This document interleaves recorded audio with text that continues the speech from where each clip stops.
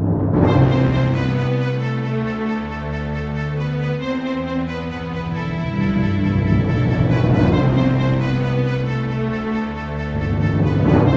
morning, PV. I'm Liana Hakopian. And I'm Sean Rowan, filling in for Ryan Muska. And here are this week's top stories. Thank you to all who participated in this year's blood drive. We had another remarkable drive this year. There were close to 200 students who signed up to donate blood. Our annual blood drive is vital for our local hospitals. The Executive Council is extremely grateful for all of the students who wanted to participate in the drive. We were just informed by Community Blood Services that due to the wonderful turnout, Pascack Valley has earned a scholarship for our senior class. This is our third year in a row of earning the scholarship.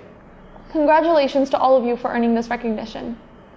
Speaking of blood, March 31st is National Stop the Bleed Day. Here is Director of Curriculum, Dr. Barry Bachenheimer, with tips on how to save a life when someone is seriously bleeding. Hello Valley, I'm Dr. Bachenheimer, Director of Curriculum Instruction and Assessment for the Pascack Valley Regional School District. I'm here today to talk to you about March 31st, which is National Stop the Bleed Day.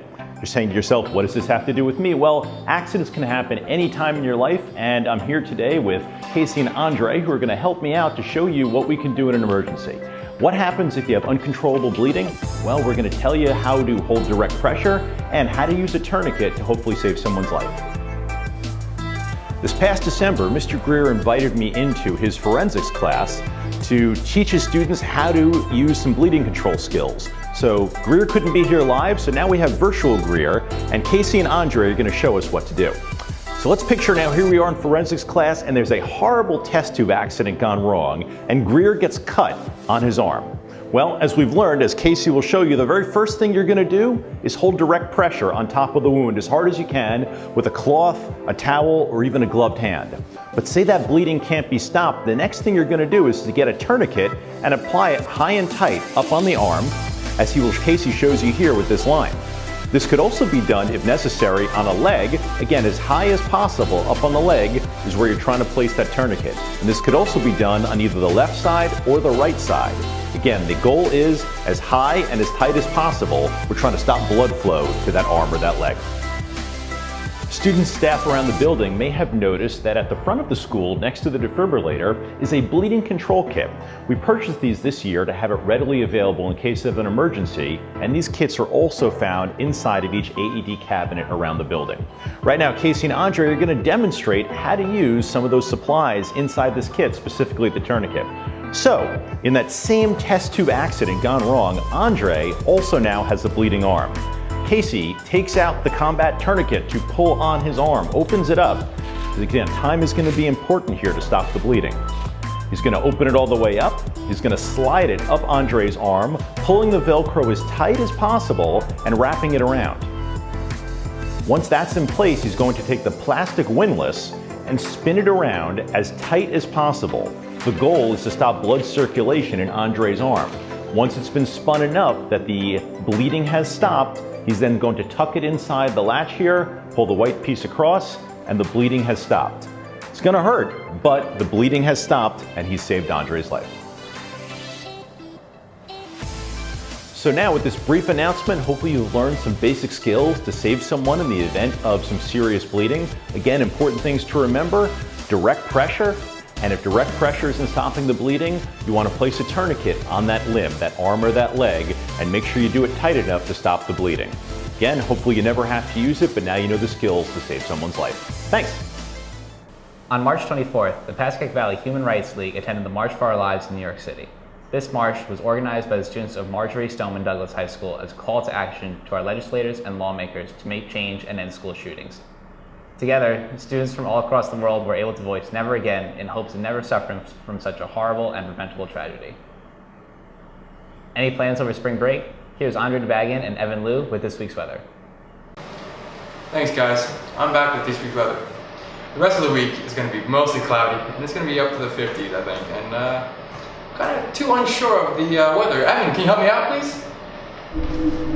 What's up guys, how's it going? Evan Liu here with the weather. Alright. So, week of spring break, Sunday, Monday, and Wednesday, gonna be kind of sunny and warm. The rest of the week isn't gonna look too good because it's gonna rain, unfortunately. Rain. Back to you guys at the studio. The Pascack Valley District Robotics team, the Pascack Pioneers, recently competed in Bridgewater and Montgomery, New Jersey. At Bridgewater, the Pioneers went 6-6 during their qualification matches, but played well enough to rank 9th out of 36 teams and captained the 6th-seeded playoff alliance, where they were knocked out in the quarterfinals.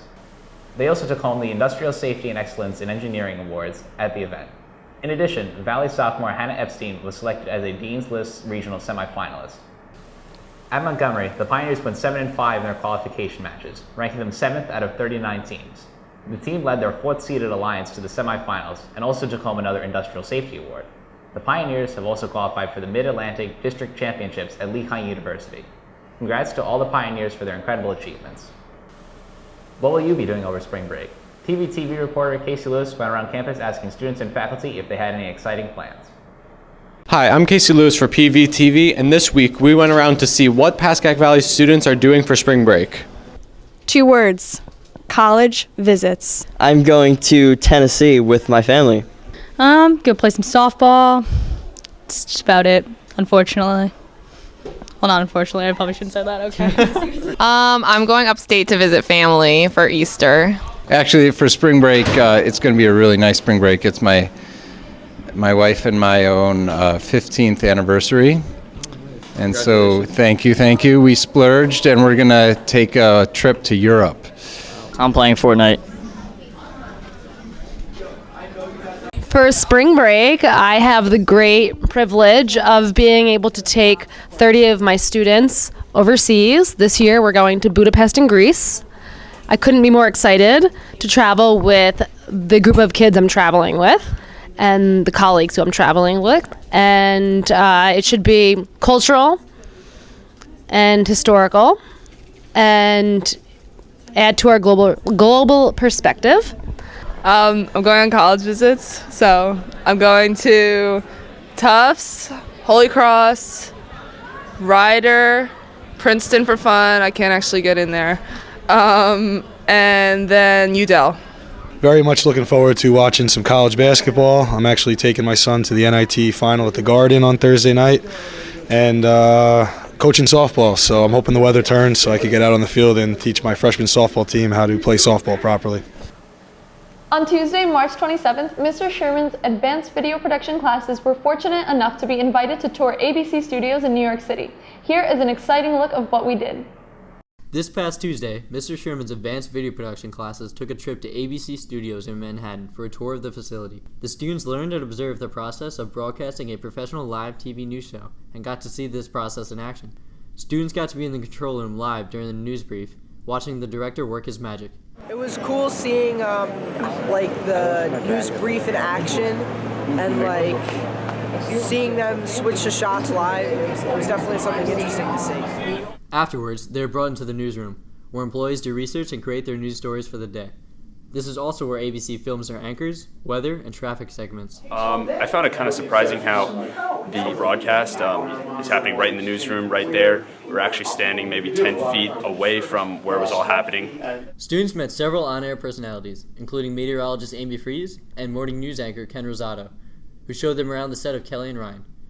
The most exciting part of the trip may have been when they arrived on the set of Eyewitness News. The studio used to be at Disney Store and has windows outlooking the street, which can be covered at any time. Students were able to sit at the anchor's desk and take pictures. The video production students plan to use the new knowledge they've received from the excellent staff at ABC for Pvtv. Overall, it was a really awesome day. Mr. Sherman and his students would like to thank everyone at ABC for this amazing trip. On behalf of Pvtv, ABC, and Eyewitness News, I want to wish you a happy spring break. Happy spring